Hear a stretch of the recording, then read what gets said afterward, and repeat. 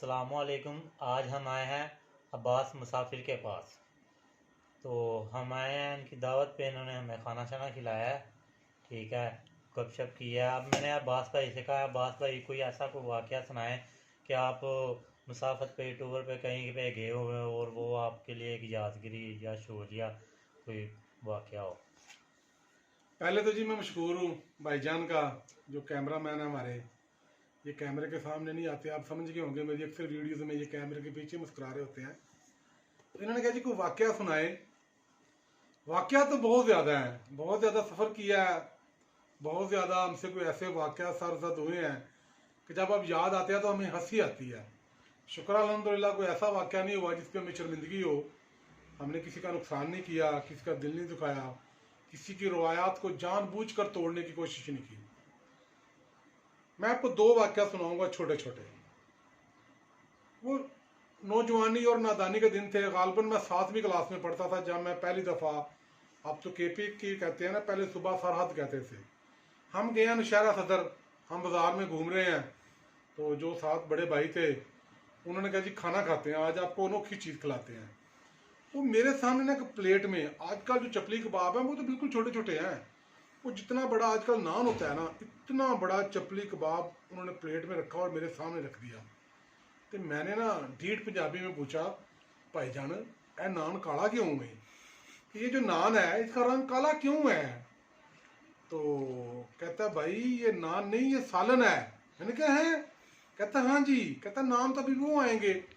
वो आए जनाब, वो एक होता है जो कश्ती नान बोलते हैं, ऐसे खींच के बनाया होता है जरा एक तरफ से।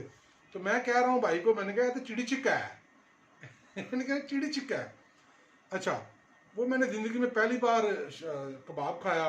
तो मैंने कहा ये तो नान है, तो सालन किधर है?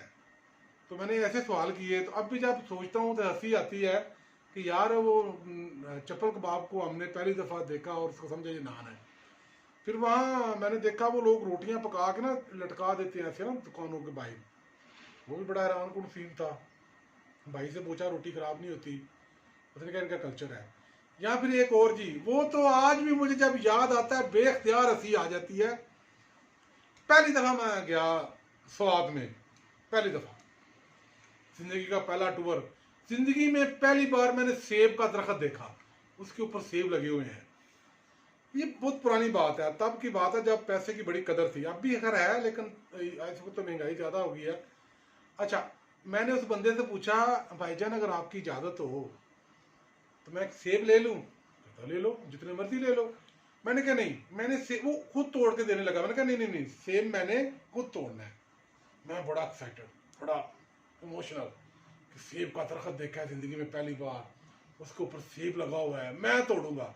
अच्छा, मैंने सेब तोड़ा है ऐसे, और जो मुझे खुशी मिली है मैं आपको बता नहीं सकता। अब हुआ क्या है, मेरी हमाकत मुलाजा फरमाएं।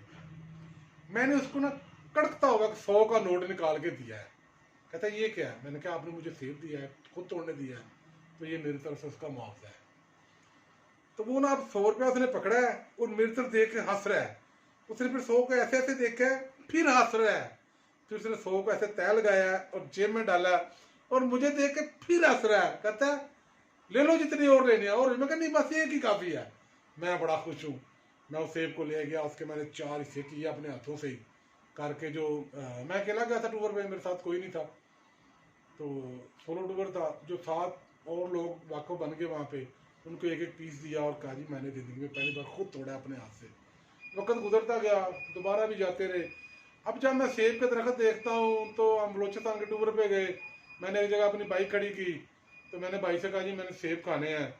तो उसने मुझे शापर लिया, शापर भर के दे दिया। मैंने उसको पैसे देने की कोशिश की। कहता क्या कर रहे हो यार, मेहमान हो आप हमारे।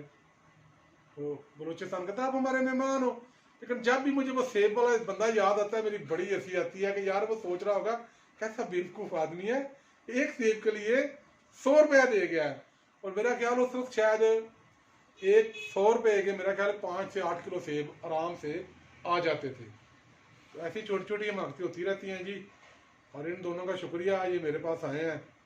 अल्लाह इनको सेहत तंदुरुस्ती दे। शाद रहें जी, आबाद रहें।